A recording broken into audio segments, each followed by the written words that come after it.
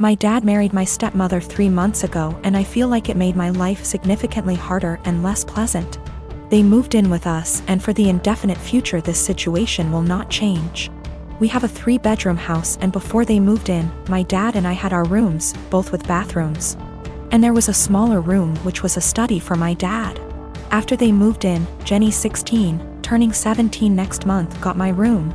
And I had to share the smaller room with 11-year-old Tom and 10-year-old Mike. All my books, my telescope, my stuff are packed and in the basement now since there's no space anymore. This made me real angry, but my dad told me that I have to be a team player, and this is what him and his wife agreed on. Jenny treats me like shit. She sometimes acts as if I'm not there at all, and sometimes is super aggressive and hostile towards me.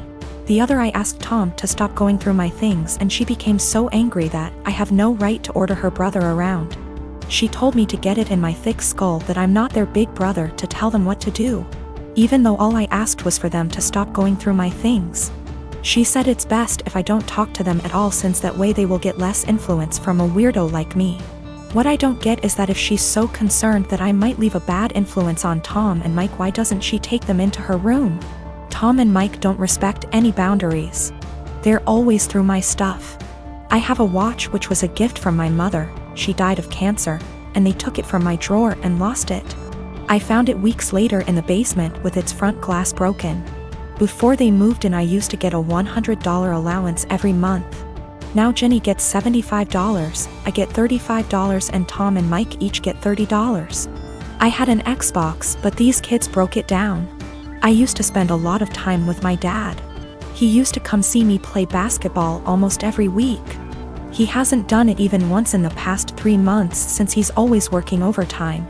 We eat out once a week, and none of them in these 3 months have been to any of my favorite places, but Jenny, Tom and Mike have each chosen their favorites more than once.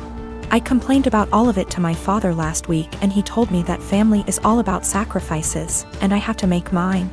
Haven't I made enough sacrifices already? I feel like I'm the only one making sacrifices. I looked forward to them moving in here, but I now feel like an outsider at home. It's not my home anymore. Life has become very difficult for me. I spend as much time as I can outside because inside is so frustrating, but this is causing problems as well. My dad keeps telling me that not being around means I'm not accepting them as part of the family, while in reality it's the opposite. So I get grounded for not being around, and being around is horrible. I don't want to live here anymore, but I'm only 15 and can't move out. I have nobody else who can take me in. I can't stay here for 3 more years. I'll go crazy. I often fantasize about running away at night, but I know that's also as horrible, if not even more. I am a 35 years old female, a musician, playing gigs and at an orchestra as a violinist. Rehearsals just resumed, so orchestra is my main source of income ATM. My sister, she's 26, is a social worker, working 3 days a week, so minimal income, but she adores her job. I live in a small 2-bedroom apartment, both rooms around 9-10 square meters.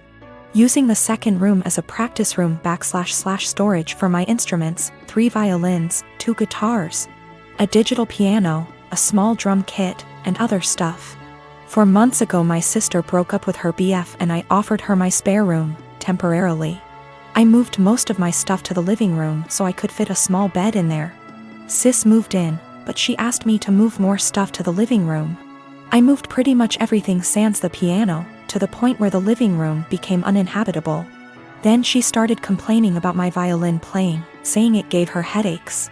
I told her I couldn't stop the daily practice without risking my only steady income. The arguments got worse. She told me to play only when she wasn't home, but with her work schedule I couldn't afford that. I tried switching to the electric violin, but even that can be pretty loud, so it didn't help. Several times I reminded her this was only a temporary arrangement, but she didn't seem to hear me. 2 weeks ago I arrived home to finding my piano in the bathroom, near water and humidity, because my sis needed the space for her new double bed. When I told her she can't SRSLY expect me to store my piano there, she said, "Yeah, you will just have to sell it, I guess." I got so mad I told her she has 7 days to leave, but she didn't take me seriously. For a week I only talked to her to remind her how much time she has left, but she always laughed it off, told me to stop acting like a crazy person. When the deadline came, I boxed up all her stuff while she was at work, booked an Airbnb bedsit close by and drove her stuff there. She was livid but couldn't do anything but take her new keys and stay there. The following week she kept calling me with an increasingly apologetic tone, saying she shouldn't have moved my piano or bought a bed. She promised she would put more effort into finding a new place. And by the end of the week I considered most of our issues at least addressed, so I drove to help her move back. But when I was carrying the first box down, she went, "I do hope you will at least stop with the violin this time." I absolutely refused to take more of that *****ing violin. I dropped the box, wished her good luck and left. Now, 2 days later, on one hand it feels like a huge overreaction to leave my own sister literally homeless because of an argument about the violin. I know she cannot afford to stay there, but on the other hand I have no plans to allow her back here, because I feel she would just continue crossing boundaries and never leave. My brother lost his job along with all his savings several months ago, and soon after he asked me if it would be okay if he and his wife stayed with me until they could afford their own place again. I hesitated at first, considering I only have a 1-bedroom apartment, but according to them they had no other options, so of course I invited them over and bought a blow-up mattress for the living room. For the first month things were manageable, although admittedly cramped. Then my brother told me that sleeping on the mattress was giving him back pains. So he asked if he could buy a small double bed for the living room. The living room is by far the biggest room I have, so I told him that would be fine as long as there was still room for my couch, TV, bookshelves. The living room is also connected to my kitchen in an open plan style. So I reminded my brother to leave walking space around the bed. It's now been 2 months and things have gotten a lot worse. When they first moved in, I would still use the living room every day to unwind on the couch after work. Now whenever I go in, there's a strange vibe like I'm intruding. My brother and his wife are often sitting in bed together when I go in. I always knock and stare at me pointedly until I leave. Sometimes when I sit down they will directly ask me for some alone time and say they would like the room to themselves. This came to a head yesterday when my sister-in-law messaged me with a timetable she'd made of when it would be a good time for me to use the living room. The timetable basically says that they will allow me into the room for an hour each evening, plus 20 minutes around meal times.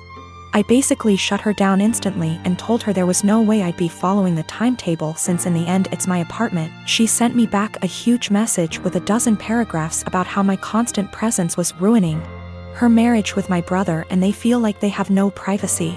I tried to talk this over with my brother that night, but when I got home neither my brother //SIL were talking to me. So he's clearly just as pissed. Today an Amazon parcel arrived for my brother with a lock for the living room door, which I told him there's absolutely no way I will allow him to install.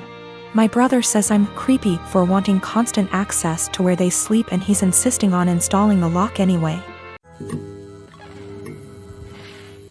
I have always been civil with my half-brother. We were close as kids, but he started to have an attitude at 13 and pretty much stopped being nice, and started messing with my things / making fun of me and doing pranks to annoy me / privacy was gone with him coming into my room and taking my things. Whenever I complained my stepmom would normalize his behavior and make excuses. My dad never really grounded him and thought that talking to him will get him to behave better. I'm currently in college. I live in a rented apartment and have car to help me get to the university or other places. The car isn't expensive or fancy at all. I saved up for it 2 years ago. I decided to have Christmas dinner with my family. It's the perfect opportunity to be with family since I haven't seen my dad in a while. I arrived at my dad's house and left my purse and my keys on the kitchen island after my stepmom told me to help with dinner. My half-brother started talking about my car in the kitchen while my stepmom was listening and asked if he could take it for a couple of hours to hang out with friends. I politely told him no. He threw a fit and brought up how I needed to relax and not worry, but my answer was still the same. While we were sitting at the dinner table, my half-brother got up, washed his hands, and I thought he went outside. I got busy talking to my dad, and after I got up to wash my hands I noticed my car keys weren't there. I went outside to ask him and neither he nor my car were there. I lost it. I started calling his phone but he hung up on me several times. I was furious. I told my dad I'd call the police if he didn't come back with the car. My stepmom jumped to defend him and said I was being unreasonable to call the police. I called him one last time, then I called the police. My stepmom freaked out when my half-brother got picked up by the police. She told me to go explain the situation to the authorities, otherwise he'd spend the night in jail.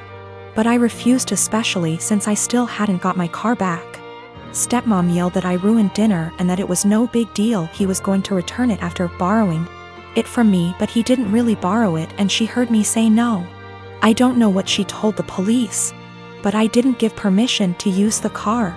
My stepmom's side of family are mad at me for doing this to my brother and hinted that I don't consider him family. My dad's side of family sided with me, saying he deserved it. My dad said I overreacted and I shouldn't have called the police when he disappeared for 4 hours. I talked to the police about what happened, and I learned later that my stepmom said that her son was allowed to borrow it, and that it was a misunderstanding. I wasn't going to let her continue to lie, but my dad told me to back off and let it go. This really upset me. My half-brother wasn't even berated the way I was by the family.